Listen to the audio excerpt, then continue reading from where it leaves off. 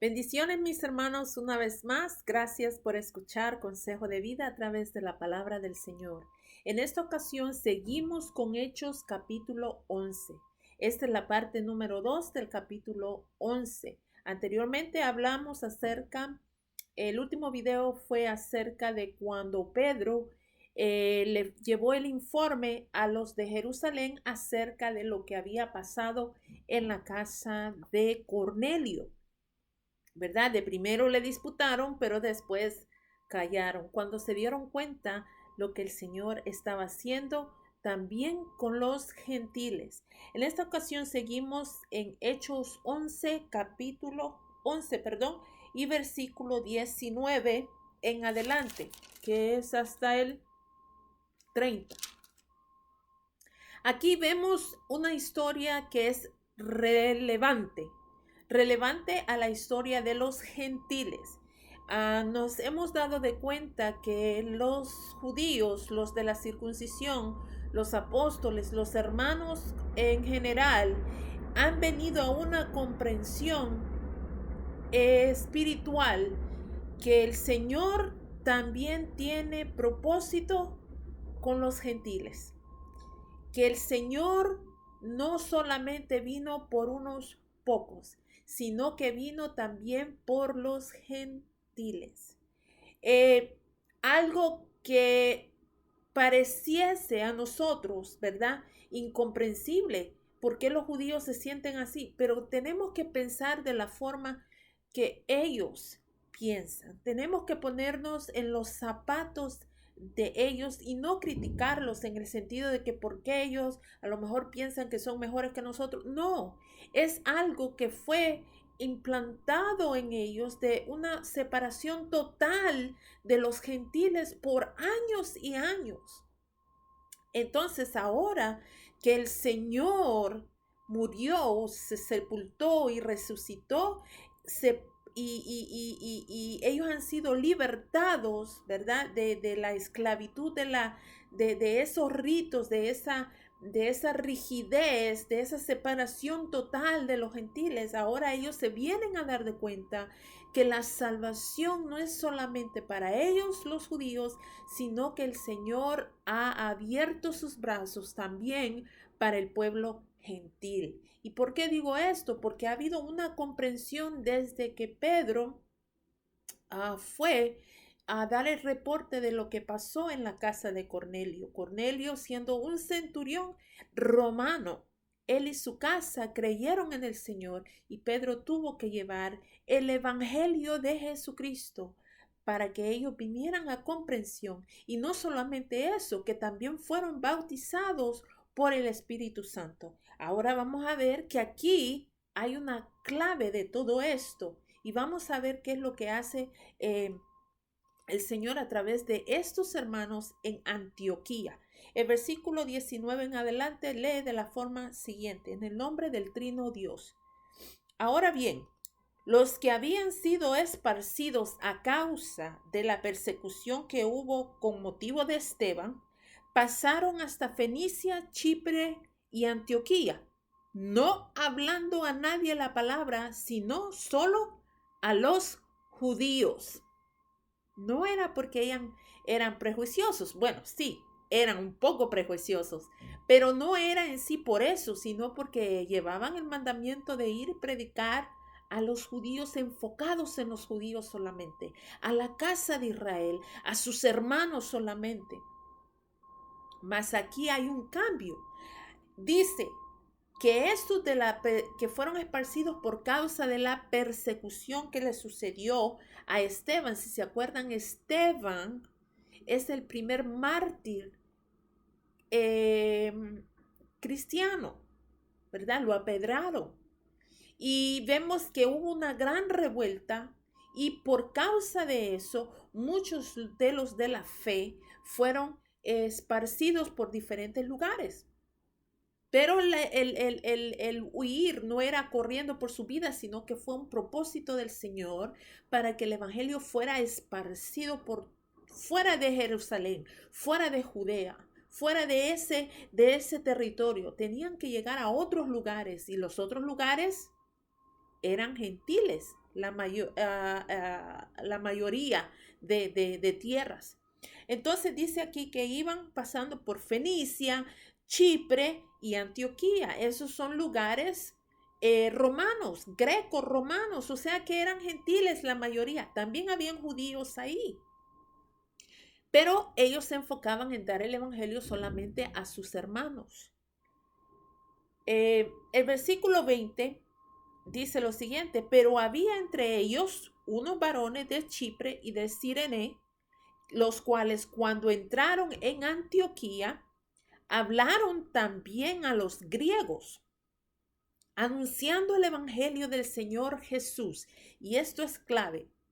Y la mano del Señor estaba con ellos, y gran número creyó y se convirtió al Señor. O sea que el propósito de que el Señor haya tocado a estos hermanos a predicar el evangelio, a esos griegos, a esos gentiles de Antioquía, el Señor estaba con ellos, estaba dando el ok, estaba dando el sello de aprobación, que el evangelio no solamente era para los judíos, sino también para los gentiles.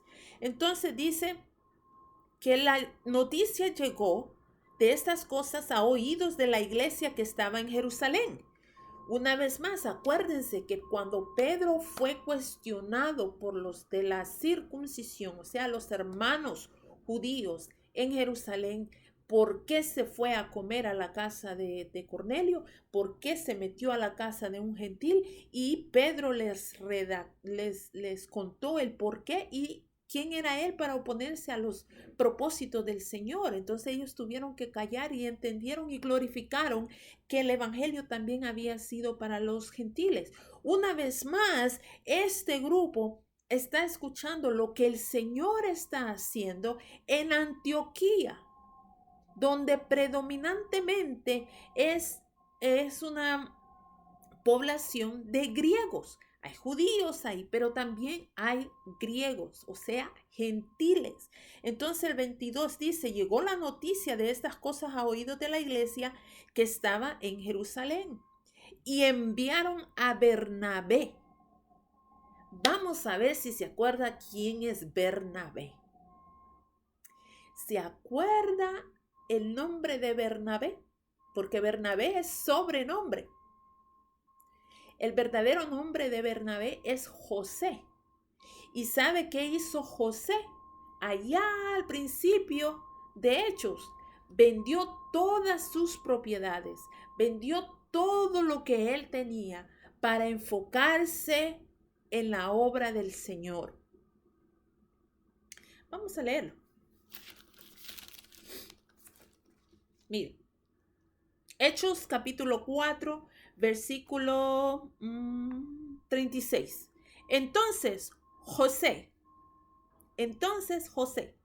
a quienes los apóstoles pusieron por sobrenombre Bernabé, que traducido es hijo de consolación, levita natural de Chipre, como tenía una heredad, la vendió y trajo el precio y lo puso a los pies de los apóstoles. Y luego vemos ahí el propósito de Bernabé, que era meterse y someterse a los designios del Señor, trabajando, ¿verdad?, en la obra del Señor. Y esto hace que Ananías y Zafira vendan sus cosas, pero ellos lo hicieron como por envidia, porque, bueno, José lo hizo, nosotros también lo podemos hacer. Y usted sabe la historia de Ananías y Zafira, lo que les pasó por mentirosos. Pero volviendo a Bernabé, era José. Entonces, este es el Bernabé que estamos viendo en el capítulo 11, natural de Chipre, o sea que él había nacido en Chipre, en una ciudad meramente gentil, pero él era judío. Entonces dice que a la iglesia escuchar que lo que estaba pasando en estas áreas gentiles y que estaban convirtiéndose al Señor, especialmente en Antioquía, mandan a Bernabé.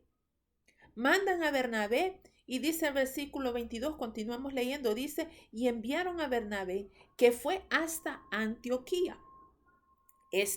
Cuando llegó y vio la gracia de Dios, se regocijó y exhortó a todos a que con propósito de corazón permaneciesen fieles al Señor, o sea, fieles a lo que se les había predicado, fieles a lo que se les había exhortado, fieles a la fe, al Señor. Dice, porque era varón bueno, aunque sabemos que nadie es bueno, pero aquí se recalca que era bueno porque era un hombre gentil, era un hombre amable, era un hombre que amaba la obra del Señor. Dice, porque era varón bueno y lleno del Espíritu Santo y de fe.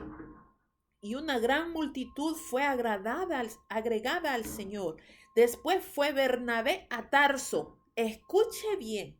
Yo quiero que usted lleve el hilo de lo que está haciendo el Señor.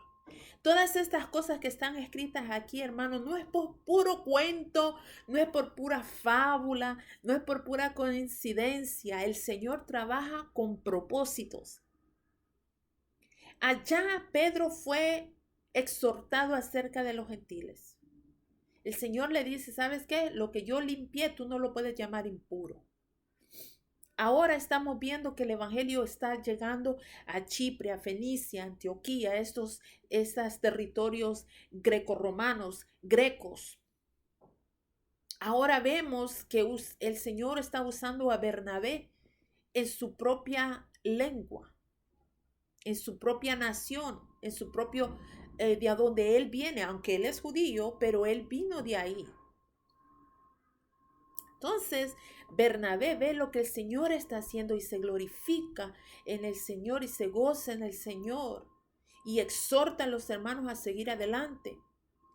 Entonces, después de esto, dice que Bernabé va a Tarso. ¿Quién viene de Tarso? Saulo de Tarso. Entonces dice, después fue Bernabé a Tarso para buscar a Saulo. Y dice, y hallándole, le trajo a Antioquía. ¿Por qué estaba Saulo en Tarso?